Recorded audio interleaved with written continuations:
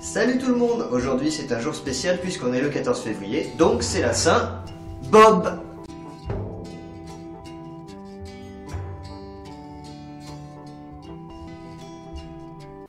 Bob, c'est le saint de la non-délicatesse et des mandales dans la gueule. Mais je crois que pour vous, le 14 février, c'est plutôt la Saint-Valentin, donc on va parler de la Saint-Valentin. Je me suis même prêté au jeu puisque j'ai mis un t-shirt rose avec un petit cœur dessus, qu'on peut trouver dans l'édition collector de Catherine européenne. Et décidément, je me suis rendu compte qu'il fallait que j'apprenne à repasser parce que ça va pas du tout le faire, mais bon, qu'est-ce que vous voulez, c'est comme ça. La Saint-Valentin, donc, et je vais devoir parler un petit peu d'amour, puisque sinon je suis carrément hors sujet. C'est dommage, j'avais plein de conseils de non-délicatesse et de mandale, mais bon, je suppose que j'arriverai à les caser dans cette vidéo ou dans une autre tout de même. On ne va pas théoriser des heures sur l'amour, puisqu'on sait tous ce que c'est, avec un grand A ou pas, c'est trouver les défauts de quelqu'un charmant, du cheveu sur la langue au pied sous la couette. Bon, on relèvera tout de même la conception de l'amour développée par Aristophane dans le banquet de Platon, selon laquelle les humains étaient avant deux êtres collés, et qui ont été séparés par un Dieu sans colère. En fait, à chaque fois qu'il y a une intervention divine, vous remarquerez que le Dieu en question est en colère, c'est pour ça c'est cool. Et depuis cette séparation contrainte et forcée, chaque personne recherche sa moitié. Plutôt classe, non? Et puis en plus, ce qu'il y a de bien, c'est que ça légitimait déjà l'amour entre deux personnes du même sexe, mais ça, vous inquiétez pas, on y reviendra. Donc, la Saint-Valentin. C'est la fête, bon, pour les cyniques des fleuristes, mais c'est un petit peu facile, donc bon, je la casse quand même, parce qu'il en faut pour tous les goûts, mais voilà. C'est la fête de l'amour, des amoureux, ce qui est assez rigolo quand on y pense, puisque le Saint-Valentin, enfin l'homme qui a été sanctifié, Monsieur Valentin, lui, en fait, c'était pas trop la même histoire. C'est un type qui avait séduit un empereur et qui a été décapité. Remarquez, on a eu du bol, ça aurait pu être le fait de la décapitation.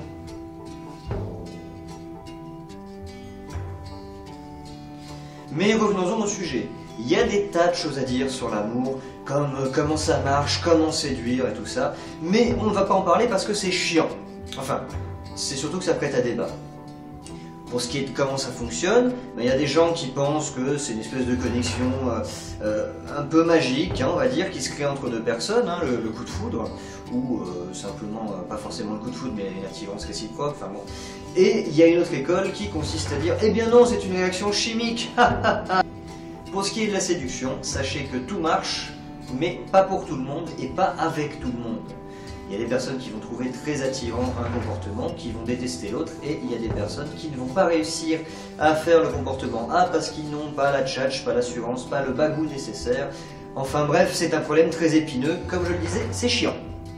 Bref, comme c'est moi qui ai la parole et que de toute façon je fais ce que je veux, je vais parler des 3 choses que je ne supporte pas en amour. Premièrement, les gens qui enchaînent les histoires d'amour et qui trouvent toujours à se plaindre. On en connaît tous, on est même parfois, voire peut-être souvent, ce séducteur pour quelqu'un d'autre, mais c'est chiant. Je veux dire, ces gens qui arrivent à se plaindre parce que c'est la fin du monde pour eux, d'enchaîner 2 jours de célibat, alors que vous en êtes à plus d'1 an. Mais c'est vraiment pénible! Alors bien sûr, on n'ose pas leur dire, parce qu'on les aime bien, on ne veut pas les vexer. Du coup, montrez-leur cette vidéo. Moi, j'accepte volontiers de me faire l'avocat du diable et de me faire détester. Donc oui, on parle de toi, tu es chiant, arrête, c'est pas bien, arrête. Ne te plains pas auprès de gens qui n'ont pas ta chance, et tu n'es pas conscient de la chance que tu as. Donc ferme ta gueule un peu, merde! Deuxièmement, les couples de racailles. Alors, navré pour cette appellation, vous préférez peut-être le terme de Kaira ou de Wesh. Alors, moi je ne suis pas sectaire, remplacez ça par l'appellation que vous voulez. Je me dédouane de toute accusation erronée, je trouve ça très beau l'amour, peu importe les gens qui sont touchés.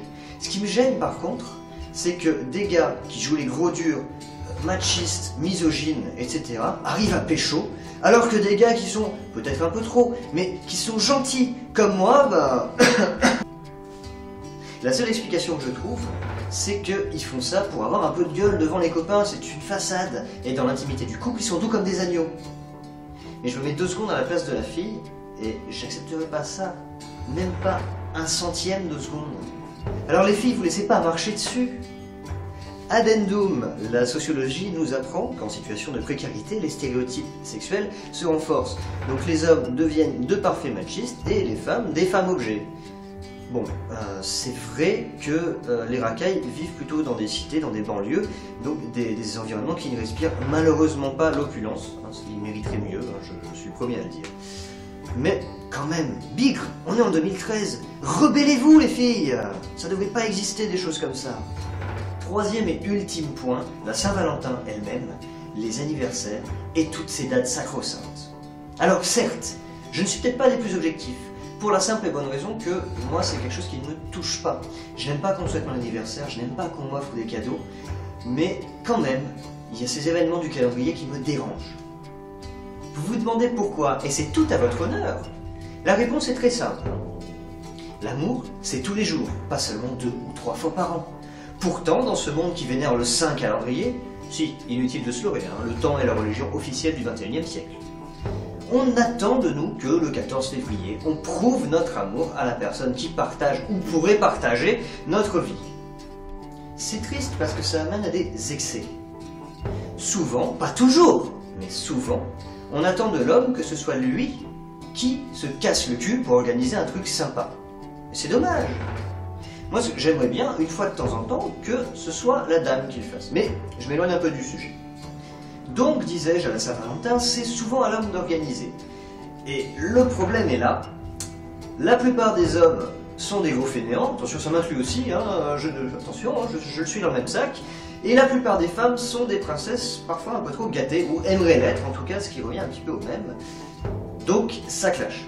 Attention, ce sont des généralités, ça ne veut pas dire que vous êtes un gros fainéant et que vous êtes une princesse trop gâtée. Attention. Mais enfin, c'est normal. Quand celui qui doit tout faire est un gros mufle fainéant comme moi, et qu'on exige de lui qu'il le fasse, mais ça ne peut pas marcher. Je me demande d'ailleurs comment ça se passe chez les couples homosexuels. Est-ce que, donc, chez les hommes, ce sont tous les deux des gros mufles fainéants et que du coup, il se passe rien?